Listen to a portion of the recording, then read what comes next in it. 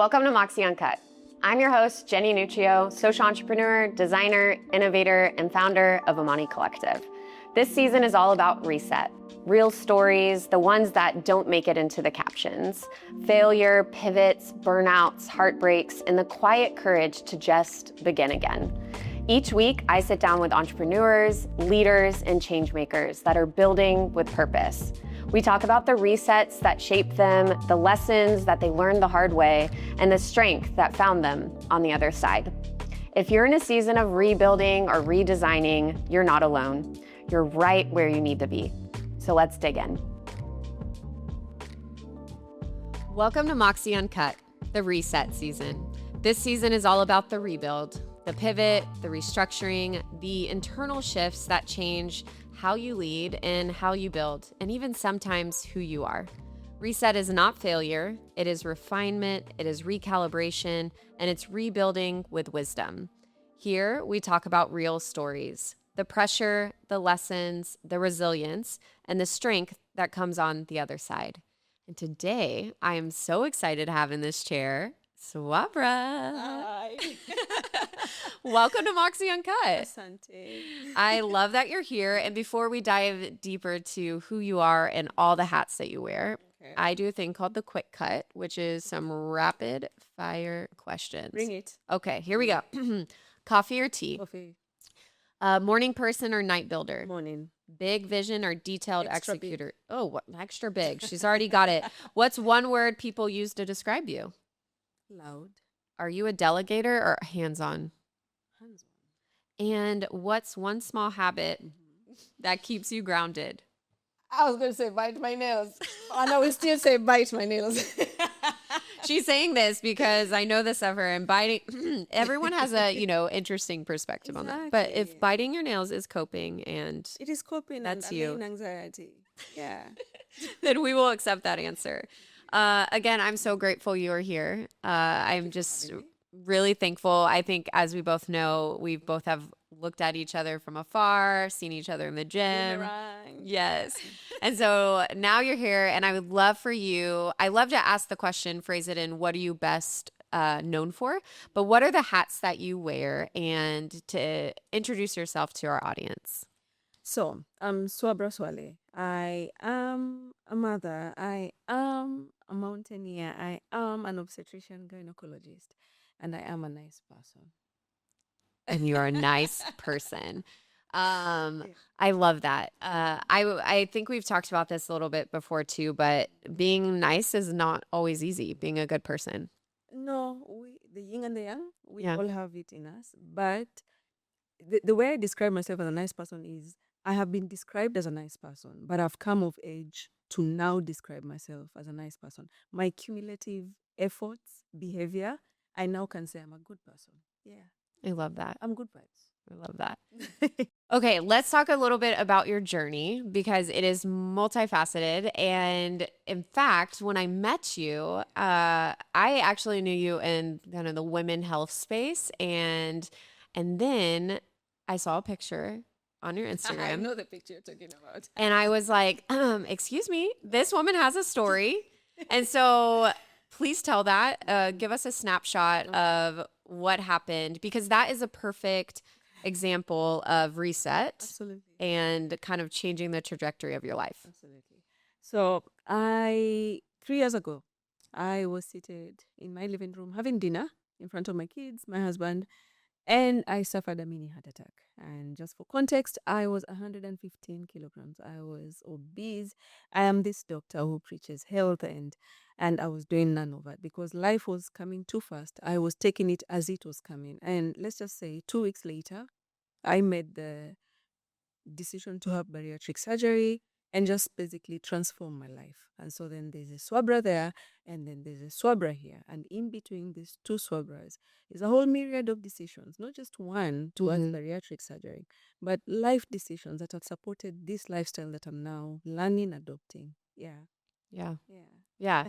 And obviously fitness is a big part of that. It is fitness, health, and health in all its definitions. And just basically hitting that button and deciding that, you know what, we are coming from there, but we don't have to end up there. Let us now shift, calibrate, let's go here. Yeah. And now I get to decide where I go, not where my bad health was taking me. Yeah. I love that. Now, another thing that you're really known for is being a mountaineer and in that community. Yeah. And a question that I asked you sometime last year was, how do you do this? Like, how do you take time where you can get on a plane, go climb Mount Kenya, or go down, you're about to be in Tanzania soon, like do these trips and still care for your people and your clients, and these women that you care for as a gynecologist. And you had shared just kind of this shift a bit in your career and also in your priorities. So I would love for you to share that, because I think when we step into your career, sometimes we push. And I like to call it like sacred selfishness, right? Of like what's also You me. keep for yourself. Exactly. So can you share with me a little bit of the inner thoughts of that, and then how you made that shift in your career? I'll even tell you why I started hiking. I was not I live in Mombasa. We are in Mombasa right now, as you should. And we are at 0 meters. And so I wasn't always a hiker, a mountaineer. But postpartum depression drove me there. Mm. And again, this all still fits in the eventual chase for health. So my mental health. And I remember I was hiking my first hike at 5 weeks post cesarean section. Oh And my at goodness. 2 months post cesarean, with a daughter 2 months old, still actively pumping, I was on Mount Kenya for the first time. So basically, health and the chase for it drove me there.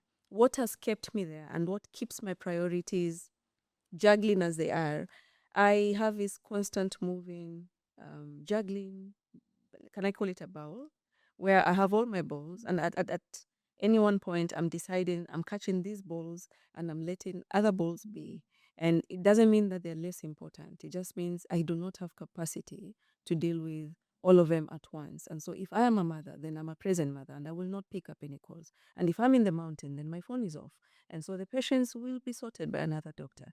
And that has also meant taking hits here and there. And by hits, I mean, if you're not going to see all your patients, then of course, even financially, you're going to take a hit. And I'm okay with that, because then I choose what is important to me. That time with my family, time with is more important than that. If I'm with the family and I'm not able to pick, say, a mountain to climb, then I lose out on that. And that's fine, because I get to spend time with these little kids. If I'm in the mountain, then I'm chasing joy for me, and I lose out time with my kids. I get home and I'm told, oh, Hadassah, I was able to crawl. And I missed it. But it's fine, because I have a whole lifetime of seeing her walk. What is crawling? So I guess you pick your balls, you let others be, you juggle, you do not balance. I like you mentioned that, actually, that scenario, because I think as mothers we feel guilty. Mom guilt. Yeah. So for me specifically too, my son his birthday lands in April, and I'm an educator, so I travel every April. And I'm gone for about 3 weeks. And so for the last 5 years, I've missed birthdays. Can I tell you something? Yeah. Last year, when I was in the Himalayas, do you know I missed 3 birthdays? Oh my goodness. October, November is my son, my brother's, and my daughter's birthday. And I missed all of them. And I struggled with mom guilt, and I was just wondering, what is all this? What am I doing with this? I'm a girl from Mombasa. Shouldn't I be wearing a bikini? Why am I here in a summit suit missing birthdays? So yes, I totally get you. Yeah. Mom guilt. Yeah. But I think, okay, you've had some massive resets in your life, and it has brought you to where you are today. But I think this also, in those moments of this mindset, these are like micro resets. So in those moments, let's even talk about being in the Himalayas. By the way, we climbed to the base camp of the Everest. Lobushe and Amadablam. Yeah, I mean, she has a lot of fun facts here. How many times did you climb Mount Kenya last year? As we speak right now, I'm at 36. 36. Okay. So that said, in that micro shift, like, what is some of the dialogue you had to tell yourself of, like, to have that mental shift? Because I think the hardest barrier for us is not just even ourselves, is how people look at us and perceive. Yes. So reset for me then doesn't mean letting go of all the past. The past isn't bad. It's just a build-up. It's part of experience. And so even when you're doing a pivot or reset, you're picking that and then you're just calibrating. It's sort of like you're fine-tuning, so that the diversion doesn't have to be drastic. It can just be a degree of, and it changes the whole trajectory. That's okay. Reset can be harsh. Reset can be every minute. Reset can be every hour. Reset is hard. That's what we don't talk about. Yeah. We talk about pivoting and resetting and Like, oh, we just go do romanticize. it. Yeah, Yeah. let's go. No, resetting is hard. It just means unlearning, relearning, letting go, and just basically throwing yourself in the deep end and starting over. Starting over is not easy, Jenny. Yeah, It no. isn't. No. Yeah. So reset is hard. Yeah, and I think it requires persistency and consistency of mind and discipline.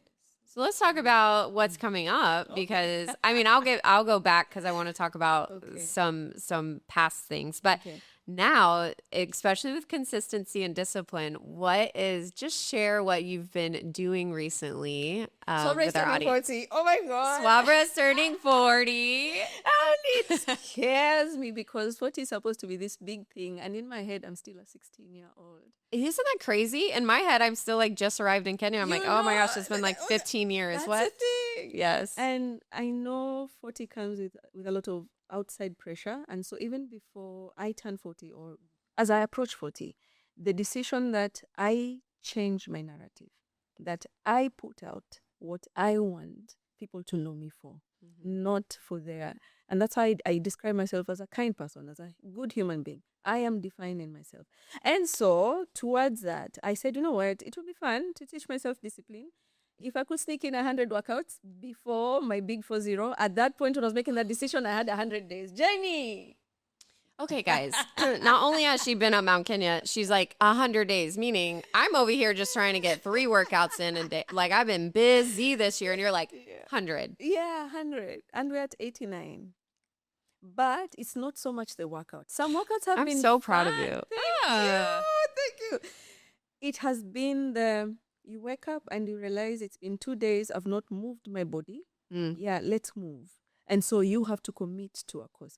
I feel discipline equals self-respect. Yeah. Yeah, you teach yourself so many things just by keeping the word you made to yourself, not even the promises to other people. The promise you make to yourself, that one, no one is questioned. If the whole world didn't know I was doing 100 workouts, I will still know. Yeah. And so I have to finish. Yeah. I have to finish. But you can throw me one workout and it will be 10 more workouts instead of 11. You're going to get to 100. You're like, let's do 100 more. Let's do it. Let's keep pushing us. That's like typical MO Swabra. That's amazing. Yeah. Okay. So as you look back on your journey, especially even pre-surgery, right? Because that was only 3 years ago, which is mind-boggling. Even pre that, there are some values that I would assume have stayed pretty true with you throughout growing up. We might change, our identity changes, our career changes. Even the physical body changes. But what are some values that are your core values that really wake you up every day and drive you every day? We were just having this conversation again with you, and I'm a lifetime student. I am a chronic starter. I would like to add that I also finish most of the things that I start. But I'm a chronic starter. I have been a student, literally, in a formal classroom, whether online or physical, since the last 20 plus years. It's part of our CV, professional student. Professional student.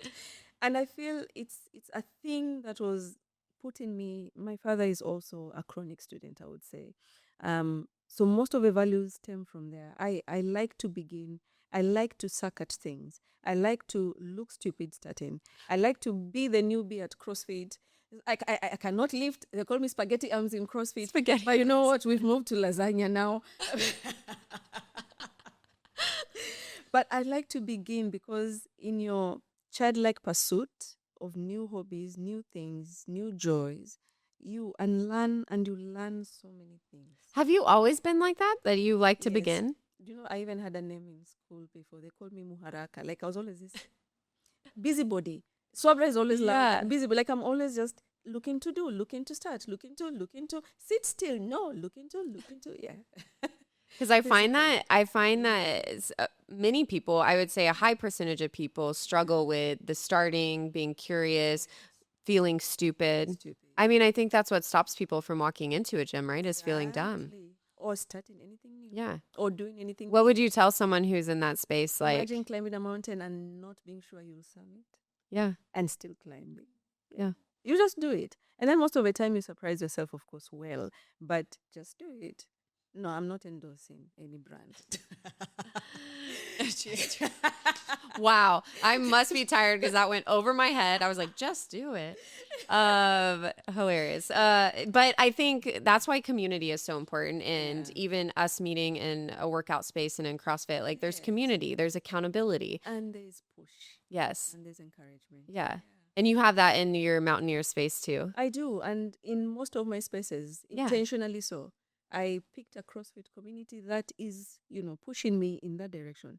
By the time you get into this age, you learn the fine art of picking your crowd. And so I pick the crowds that push me. I do not want to be in a room where I'm the biggest. I'd like to be the smallest.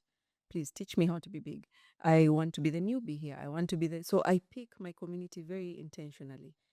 High energy places, positive vibes, areas that allow you to move and also reset. Because we can't be caterpillars all through. We have to be butterflies. So please be in spaces that allow you to break out of the cocoons. Yeah. And transform. Community is important. Yeah.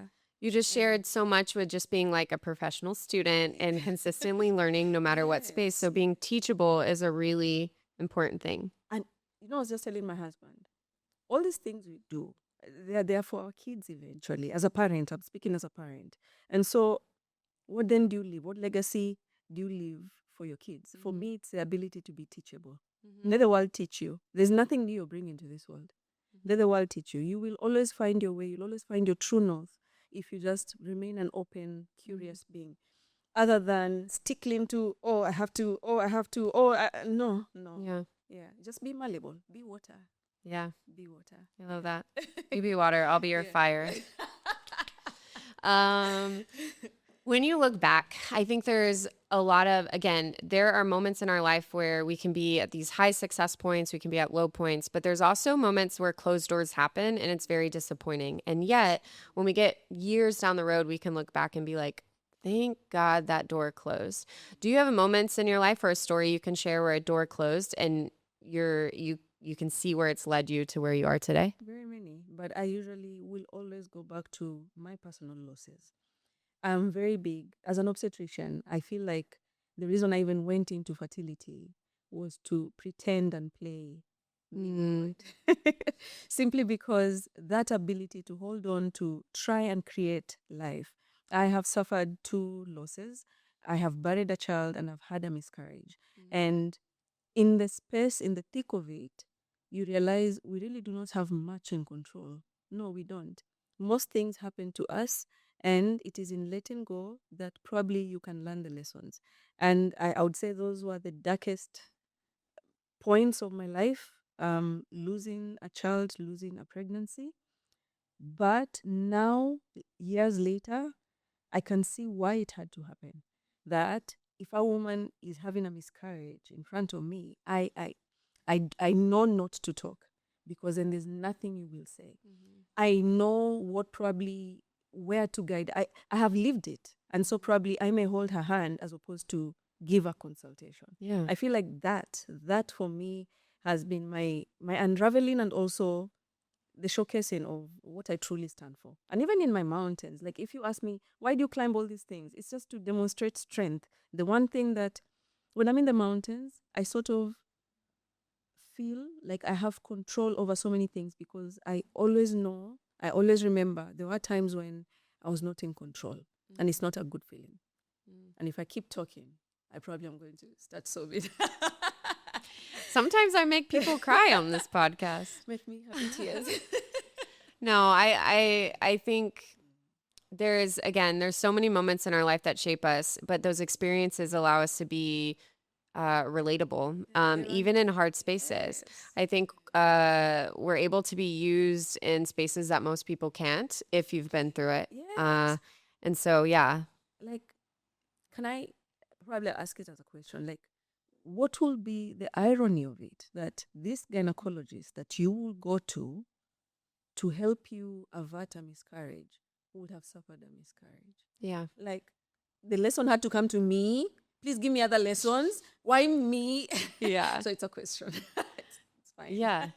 No, but exactly. I think in those moments, and if we're reflective, we can look back and be like, okay, I see. Now I see. Now I see it. It's a relatability. And it creates you to have resiliency and strength and adaptability. And to speak truth. And to speak truth. Yeah. Speak truth. Because when I speak about miscarriage, I speak truth. Yeah. Yeah. Yeah. I think that's what I've loved, just becoming your friend and seeing your authenticity. Authenticity is just like so contagious. Even when I'm like dying in the morning and I'm so tired at the workout, your energy, we're both like, are you ever tired? yes, Are you ever tired? yes, You this superwoman. yes. Oh my God. And you walk in and you're like, I can't talk. I need coffee. I encourage people, go to 5 a.m. classes. You learn a lot about people. Yeah. Really quickly, you learn about their personalities. Especially since we all show up in that class without makeup. Yeah. So we have not had time to put on our faces. You know, it's really, We show you up know, as we are. I run into people in grocery stores. And I'm like, whoa, We go to the same. who are you? I know who you are. You look different. You look great. I mean, not meaning you don't look great at 5 a.m. Yeah, but I think the authenticity of you is just, again, so contagious. I think people feel that, women feel that. And I'm really have been encouraged by your journey over the last 3+ more years, your whole journey. But I think as I've gotten to see it and look, see what you post and be encouraged just from a distance, as well as even how you talk about yourself, you're not afraid to fail. No, I'm not.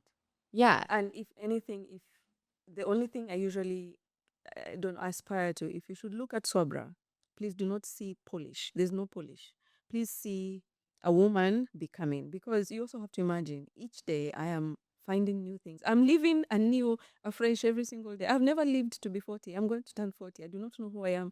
So if I fail at 40, then those are my failures. Please, that's my truth. Yeah. I do not like to put out a polished, because there's no polished Swabra. Yeah. Who is a polished Swabra? Do you have a polished Jane? No, but I am I'm laughing because I was just making a comment to a friend. I was looking at a Instagram post of, those girls that, oh, this is judgy. Sorry, guys. We're going to go there really quick. The girls that go into the gym and they're like full makeup and hair. And I'm like, outfit? Really? I'm Please. like, do you know how I look? Do they do when burpees? I'm like, your hair can't look like that if you're doing burpees. Exactly. They do burpees. Exactly. That's why I'm so gravitate to your content, also what you share, because it is so relatable. It's real. Yes, it's real. It's real. What you see there is what you should get in person. See a mother failing, see a Yes. mother winning, see a doctor failing. I bring my fails, I bring my wins. Yeah. Clap for me, please. Smack me. But failure is this idea of becoming, and I think it allows our character to grow and expand. And you've been a great example of that for Mombasa and all over Kenya, of just what it looks like to grow. I want to talk about a little bit of what you're excited about. There's always in a season where there's something in front of us, and sometimes we can't share everything because we want to hold that close, but there might be stuff that you can share. So what's something that you're building in your personal life right now, or you're excited about, that you're about to step into? What does that season look like? Two things. Career-wise, I'll start career-wise.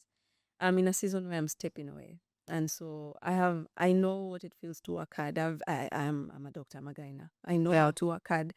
But I'm also now strongly believing that working smart also works and not necessarily hard. And so I'm stepping away. I'm building my own space. I have my own hospital.